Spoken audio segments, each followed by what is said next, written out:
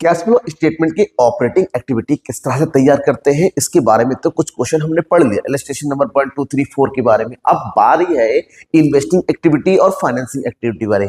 Investing activity में सारे non current assets आते हैं, ये तो मैंने बता दिया, और फाइनेंसिंग एक्टिविटी में सारे जो है नॉन करंट लायबिलिटीज का, नॉन करेंट लायबिलिटी में लॉन्ग टर्म बोरोइंग और शेयर कैपिटल आता है आपका शेयर होल्डर फंड से, ठीक है। ये हमें पहचान होनी चाहिए। लेकिन अब क्वेश्चन कैसे होता है, इसका फॉर्मेट कैसे बनता है, कैश फ्लो किस तरह से तैयार करते हैं, इसके बारे में बात करेंगे। और आज हम बात करेंगे दो question, illustration question number 5 and 6, साथ ही साथ डू इट योरसेल्फ पहला वाला आपकी बुक का। चलिए शुरुआत करते हैं इलस्ट्रेशन नंबर 5 से।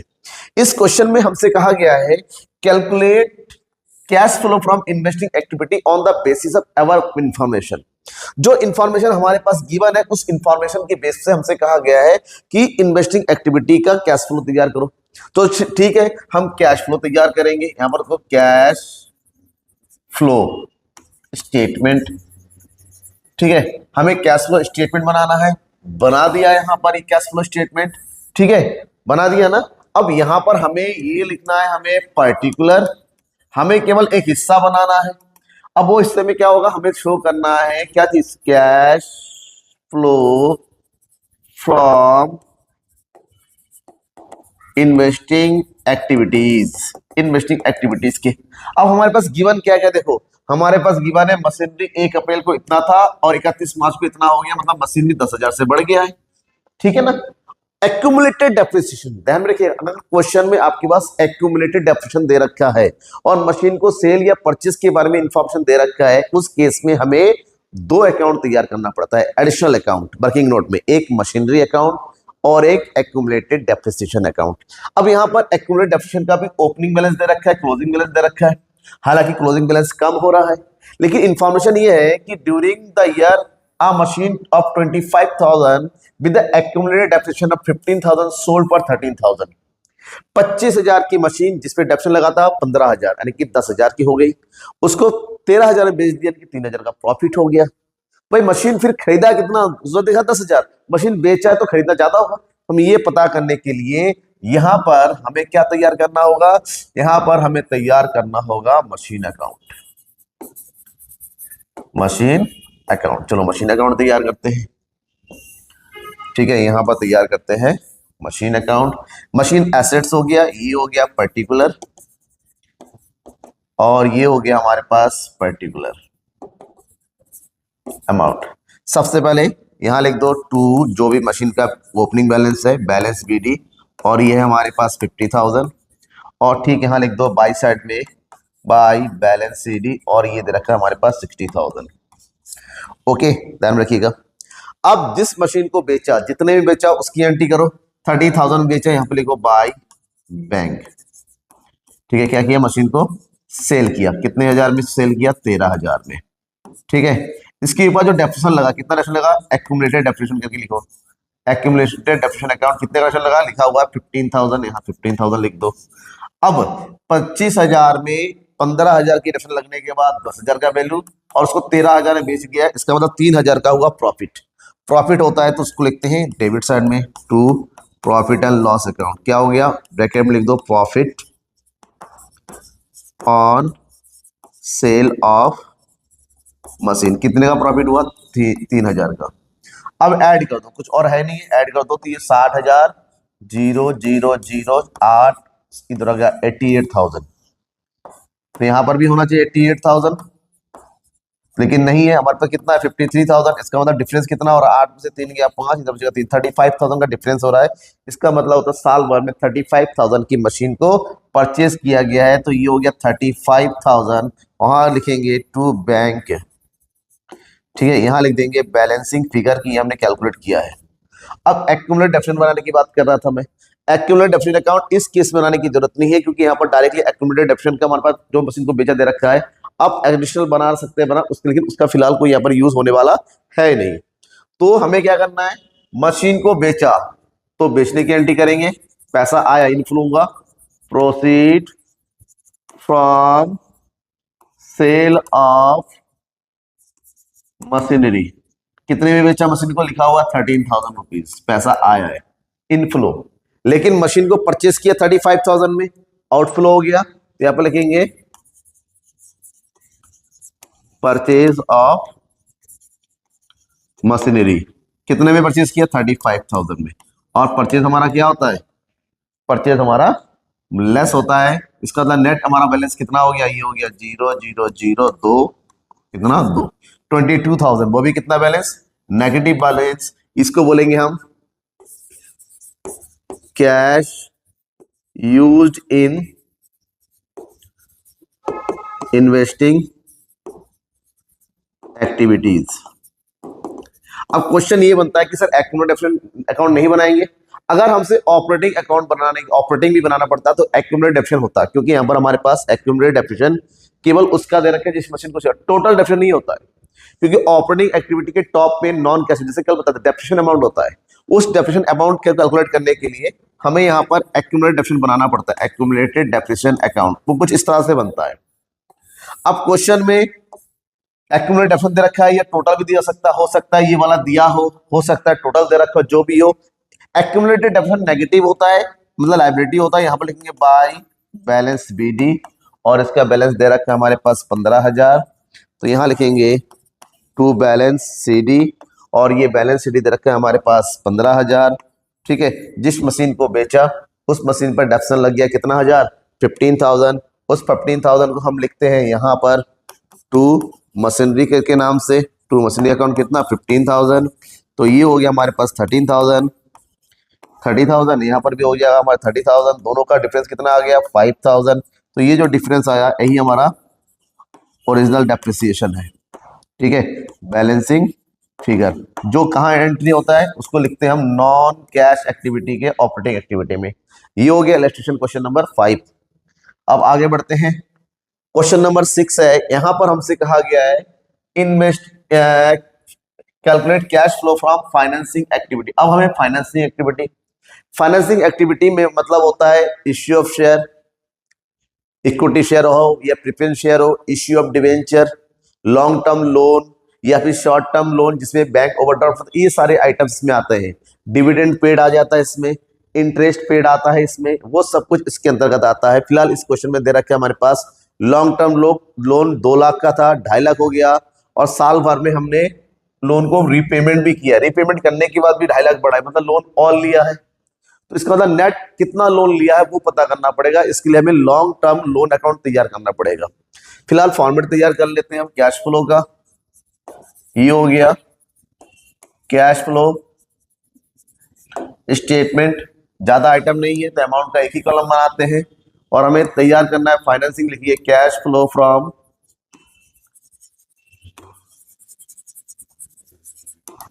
Financing activities. ठीक है, cash flow from financing activities. अब इसमें है क्या वो देखेंगे। हमें तैयार करना है वर्किंग नोट में कौन सा account? Long term loan account. ठीक है, ये हो गया अमाउंट, और ये भी यहाँ पे अमाउंट ऑफ लोन है, लायबिलिटी है, बैलेंस यहाँ पे लिखते हैं बैलेंस बीडी। कितना बैलेंस है? ओपनिंग 2 लाख। ठीक है, और हमारे पास क्लोजिंग है वो यहाँ लिख दो टू बैलेंस सीडी, कितना हो गया? 2.5 लाख। साल भर में हमने कितने लोन का पेमेंट कर दिया? 1 लाख। जो लोन का पेमेंट कर दिया वो यहाँ लिखो टू बैंक, यहाँ पे लिखेंगे क्या चीज? रीपेड, मतलब वापस कर दिया। कितना लोन वापस कर दिया हमने? 1 लाख रुपए। ठीक है, तो टोटल हो जाता है 3,50,000। लेकिन इधर है हमारे पास 3 लाख, इसका मतलब साल भर में हमने 50,000 नहीं 1,50,000 का हमने लोन ले रखा है, तो हो जाएगा बाय बैंक। ठीक है ना, यानी कि लोन लिया गया 1.5 लाख। 1.5 लाख का लोन लेने का मतलब होता है लोन आया है और लोन गया भी है। तो सबसे पहले जो आया है उसको लिखो, that is proceed from increase in long term loan. कितना है लोन? हमने कितना लिया है? 1.5 लाख। ठीक है, अब वापस भी क्या है? That is repayment of long term loan. कितना रीपेमेंट किया है? 1 लाख रुपए। माइनस में हो गया, इसका मतलब हमारे पास नेट कितना बचा हुआ है? 50,000 का अमाउंट बचा है इसकी ये हो हमारे पास cash flow from financing activity done. ठीक है, समझ में आ गया। अब इससे रिलेटेड दो क्वेश्चन और दे रखा हमारे पास डू इट योरसेल्फ का। तो डू इट योरसेल्फ थोड़ा ध्यान से समझ लेगा क्योंकि इसके सॉल्यूशन अक्सर आपको लोगों को कहीं मिलता नहीं है। अब यहाँ पर आइटम्स भी बहुत सारे हैं। अच्छी बात है, क्या परचेज किया क्या सेल किया वो क्लियरली गिवन है। इसके अलावा हमारे पास क्या इंटरेस्ट रिसीव किया वो सभी, इंटरेस्ट रिसीव डिविडेंड रिसीव वो इन्वेस्टिंग एक्टिविटी है। अगर पेड लिखा रहता वो फाइनेंसिंग में चला जाता। तो हमसे कहा गया है calculate cash flow from investing activity. तो ये हो गया कैश फ्लो स्टेटमेंट। ठीक है, कैश फ्लो स्टेटमेंट। तो हम तैयार करेंगे क्या चीज, cash flow from investing activity. ठीक है, अब सबसे पहले कहां से पैसा आया वो देखेंगे। पैसा आया हमारे पास क्या करने, प्लांट्स बेचा, इन्वेस्टमेंट बेचा, पेटेंट बेचा। तो चलो जो बेचा है उसके लिखिए, तो यहाँ पे लिखेंगे प्रोसीड फ्रॉम, बेचे से में बड़ लिखते हैं proceeds from sale of plant. कितने में प्लांट बेचा, 50,000 में, 50,000। ठीक है, दूसरा क्या है, इन्वेस्टमेंट भी बेचा है, proceed from sale of investments. कितने में बेचा, देखिए लिखा हुआ 1 लाख रुपीज में बेचा है। फिर है गुडविल, गुडविल बेचा नहीं है, गुडविल खरीदा है। तो छोड़ो, पेटेंट बेचा है तो वो लिखो proceed from sale of patent. Patent कितने में बेचा, 1 लाख रुपीज में बेचा, नहीं पैसा आया है। क्योंकि एसेट्स वगैरह बेचते हैं तो उससे हमारे पास पैसा आता है। ठीक है, इनफ्लो होता है, और वहीं पर एसेट्स वगैरह परचेस करते हैं वो करते हैं तो वहां पर आउटफ्लो होता है। अब वहां से इनफ्लो कहां से हुआ, इनफ्लो इंटरेस्ट रिसीव का है, डिविडेंड रिसीव का है, उसको भी लिख दो। यहां पर लिखेंगे इंटरेस्ट रिसीव। कितना इंटरेस्ट रिसीव हुआ यहाँ पर, 60,000 रुपीज। डन। डिविडेंड भी रिसीव होगा वो भी लिख दो, डिविडेंड रिसीव। कितना रिसीव हुआ डिविडेंड, 10,000। इसके अलावा देखिए जो लैंड परचेज किया था, प्लॉट ऑफ लैंड जो परचेज किया था इन्वेस्टमेंट में, वो 30,000 रुपीज का वहां से क्या मिल रहा है, रेंट मिल रहा है। तो जो रेंट मिल रहा है वो भी लिख दो, हियर इज रेंट रिसीव्ड। कितना मिल रहा है रेंट, 30,000। ये सारे प्लस का हो गया, प्लस कर दो। ठीक है, यहाँ हो गया हमारे पास कितना, 2.5 लाख, 2,50,000 और इधर हो गया 90, 1 लाख। तो ये टोटल हो गया 3,50,000 हमारा प्लस का आइटम हो गया। अब जब आउटफ्लो हो रहा है वो लिखेंगे। आउटफ्लो क्या हो रहा है, प्लांट परचेज किया तो लिखेंगे एक साथ, ये हो गया परचेज ऑफ प्लांट। कितने का प्लांट पे परचेज किया, 4,40,000। फिर इन्वेस्टमेंट परचेज किया है, परचेज ऑफ इन्वेस्टमेंट। इन्वेस्टमेंट खरीदा भी है, इन्वेस्टमेंट बेचा ही, हो गया 1,80,000, राइट। और क्या है, गुडविल परचेज किया है, परचेज ऑफ गुडविल। कितने का गुडविल परचेज किया, 2 लाख। तो ये 3 आइटम है, कुछ और है हमारा परचेज किया हुआ, नहीं, 3 आइटम ही है ना, प्लस कर देंगे। तो ये हो जाएगा हमारे पास कितना, 4, 7, 8, 8 और 1 9, 9,20,000। ये हो गया 2, 6, 7 और 1, 8,20,000। 8,20,000 क्या नेगेटिव। अब इन दोनों का डिफरेंस निकालो, 0 0 0 0, 12 में से 5 गया 7, इधर बचेगा तो हमारे पास 7 में से 3 गया 4, 4,70,000 रुपए नेगेटिव पे आया।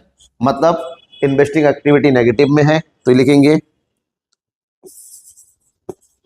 Cash used in investing activity. और अब नॉर्मली इन्वेस्टिंग एक्टिविटी में नेगेटिव ही आता है क्योंकि इन्वेस्टमेंट का मतलब ये होता है एक्सपेंडिचर करना। ठीक है, समझ में आ गया, जल्दी से स्क्रीनशॉट लेके रख लीजिएगा अपने पास क्योंकि समझने में आसानी रहेगी। अब आगे बढ़ते हैं, इलस्ट्रेशन डू इट योरसेल्फ का सेकंड क्वेश्चन है यहाँ पर, from the following information calculate cash flow from investing and financing activity. भाई हमारा फाइनेंसिंग भी बनाना है, इन्वेस्टिंग भी बनाना है, दोनों को बनाना है। चलो हम यहाँ पर तैयार कर देते हैं। ये हो गया कैश फ्लो स्टेटमेंट।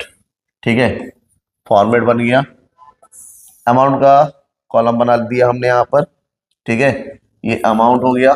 सबसे पहले हम लिखेंगे यहाँ पर cash flow from investing activity सबसे पहले करेंगे, चल ठीक है। अब इन्वेस्टिंग एक्टिविटी ढूंढेंगे, मशीन दे रखा है और एक्यूमुलेटेड डेप्रिसिएशन दे रखा है। अरे एक्यूमुलेटेड दे रखा है, अब देखना पड़ेगा कहीं एडिशनल इंफॉर्मेशन तो गिवन नहीं है। देखिए गिवन है, अब मशीन कॉस्टिंग इतना, sold at a profit of 150, depreciation charge on machine during the amounted 2,50,000, must depreciation charge on machine मतलब टोटल डेप्रिसिएशन दे रखा है, उस पार्टिकुलर का नहीं है। इसका मतलब हमें यहाँ पर एक्यूमुलेटेड डेप्रिसिएशन अकाउंट तो बनाना ही है, ऑप्शन कोई दूसरा नहीं है। तो यहाँ पर सबसे पहला काम ये करो, यहाँ पर सबसे पहले जो मशीनरी अकाउंट है वो बनाओ, ये एक्यूमुलेटेड डेप्रिसिएशन अकाउंट बना दो, एक्यूमुलेटेड डेप्रिसिएशन अकाउंट, ठीक है। ये हो गया हमारे पास, ये हो गया बाय अमाउंट हो गया, यहाँ पर भी अमाउंट हो गया। यहाँ लिखेंगे हम पर्टिकुलर्स, यहाँ पर भी लिखेंगे हम पर्टिकुलर्स, ओके। यहाँ लिखेंगे बाय बैलेंस बीडी, कितना है डेप्सिट का बैलेंस बीडी 3 लाख, ये हो गया 3 लाख, ठीक है। और बैलेंस सीडी जो वो लिख दो यहाँ पर टू बैलेंस सीडी, कितना दे रखा है यहाँ पर, तो बैलेंस सीडी 4,50,000। अब हमारे पास डेप्सिट दे रखा है वो भी टोटल, तो जिस मशीन को बेच रहे हैं उसका नहीं है, टोटल दे रखा है 2,50,000, तो यहाँ पर टोटल लिख दो यहाँ पर, ठीक है 2,50,000। यहाँ पर लिखेंगे बाय डेप्रिसिएशन अकाउंट, कितना हो गया 2,50,000, तो यहाँ टोटल हो गया 5,50,000, यहाँ पर भी हो जाएगा 5,50,000, तो डिफरेंस हमारे पास कितना है 1 लाख का। ये जो 1 लाख है ये जाएगा हमारा मशीन अकाउंट में, मशीन अकाउंट में, यहाँ पर लिख दो बैलेंसिंग फिगर, ये हमारा मशीन अकाउंट में चला जाएगा, ठीक है। ये चला जाएगा ऑपरेटिंग के नॉन कैश में और वो जाएगा मशीन अकाउंट में। अब हमें क्या बनाना है, मशीन अकाउंट भी तैयार करना है, यहाँ पर मशीन अकाउंट तैयार कर लो, ये हो गया मशीनरी अकाउंट, सेम यहाँ पर भी ये हो गया पर्टिकुलर अमाउंट, ठीक है। यहाँ लिखेंगे टू बैलेंस बीडी, कितना है मशीन का बैलेंस बीडी 5 लाख, ये हो गया 5 लाख। यहाँ लिख दो बाय बैलेंस सीडी, कितना हो जाएगा बैलेंस सीडी 9 लाख, ठीक है। अब मशीन को जो बेचा उसके लिए लिखे, अब machine costing 2 lakh sold at a profit of, profit है, प्रॉफिट यहाँ लिख दो to profit and loss account, ठीक है। कितने का प्रॉफिट है 1,50,000, 2 लाख की मशीन को 1.5 लाख की प्रॉफिट में बेचा गया, ठीक है। अब 2 लाख की मशीन को अगर 1.5 लाख के प्रॉफिट में बेचा तो क्या होगा ना, हमारे पास 1 लाख का डेप्रिसिएशन माइनस कर दो, माइनस डेप्रिसिएशन 1 लाख, तो 1.5 लाख, 1 लाख माइनस करने का 1 लाख रुपए बचेगा, प्लस 1.5 लाख, यानी कि कितने बेचा 250 में बेचा, तो हम लिखेंगे बाय बैंक, ठीक है। 1 लाख का आफ्टर डेप्रिसिएशन प्लस 150 का हमारे पास हो गया प्रॉफिट, तो मशीन का कॉस्ट हो गया 2,50,000, कितना हो गया 2,50,000। और यहां पर लिख दो बाय एक्यूमुलेटेड डेप्रिसिएशन, कितना डेप्रिसिएशन रखा था 1 लाख रुपए। अब ऐड कर देंगे 9 तो 11 और 1 12, 12,50,000, तो यहां पर भी आ जाएगा 12,50,000, तो 12,50 में से 6,50 को माइनस कर देंगे, बचेगा कितना 6 लाख। इसका मतलब 6 लाख रुपए का हमने एडिशनल मशीन परचेज किया, यहां पर लिखेंगे टू बैंक मशीनरी परचेज, ठीक है। आगे सब कुछ, अब सबसे पहले लिखिए सेल करना, that is proceed from sale of machine, कितना पैसा आया 2,50,000, ठीक है, समझ में आ गया। उसी के आगे हम यहाँ पर लिखेंगे जो मशीन परचेज किया, that is purchase of machinery, कितने का परचेज किया मशीनरी हमने 6 लाख रुपीस का, ठीक है। कुछ और है यहाँ पर, कुछ भी नहीं है, तो ये हो गया हमारे पास 6 में से बना माइनस कर देंगे, ये हो जाएगा हमारे पास कितना 3,50,000, 3,50,000 वो भी नेगेटिव बैलेंस, तो ये 350 हमारे पास हो गया cash used in investing activities. ठीक है, ये हो गया हमारा पहला। अब इसके जस्ट नीचे तैयार करो क्या चीज, फाइनेंसिंग का, cash flow from financing activities. ठीक है, अब फाइनेंसिंग एक्टिविटी हमारे पास दो आइटम दे रखा है। इक्विटी शेयर कैपिटल 28 था, 35 हो गया, 7 लाख बढ़ गया मतलब पैसा आया है, पैसा आया तो पहले लिख दो, that is proceeds from issue of क्या चीज, इक्विटी शेयर। कितना पैसा आ गया, 7 लाख। बैंक लोन था 1250, 750 हो गया। 12 से 7 होने का मतलब होता है 5 लाख रुपीज कम हो गया, मतलब पेमेंट कर दिया बैंक लोन का। तो यहां पर लिखेंगे रीपेमेंट ऑफ बैंक लोन। कितना रीपेमेंट कर दिया, 5 लाख। 7 लाख रुपए आया, 5 लाख रुपए गया, 2 लाख रुपए हमारे पास अपन नेट बचा हुआ है। तो ये हो जाएगा हमारे पास cash flow from financing activity. Cash flow from financing activity. ठीक है, ये डन हो गया। अब क्वेश्चन इसी तरह से आगे होने हैं। अब आने वाले इलस्ट्रेशन में कंबाइंड क्वेश्चन होने हैं, जहां पर तीनों एक्टिविटी एक साथ बनाएंगे। फिलहाल इतना समझना जरूरी है कि कौन से आइटम्स कहां लिखा जाता है, वो अंडरस्टैंडिंग होना जरूरी है। बोर्ड एग्जाम में सिंपल क्वेश्चन होते हैं, अक्सर सीबीएसई बोर्ड में खासकर देखा गया है कि आजकल जो है अलग अलग एक्टिविटी के बारे में क्वेश्चन पूछा जाए कि प्रिपेयर इन्वेस्टिंग एक्टिविटी, प्रिपेयर, इस तरह से दे रखा होता है। समझना जरूरी है कि आपको क्या करना है। नहीं समझते हो तो कमेंट बॉक्स में कमेंट करके बताओ। अच्छा लग रहा है तो लाइक करके शेयर जरूर कर देना। Thank you and bye.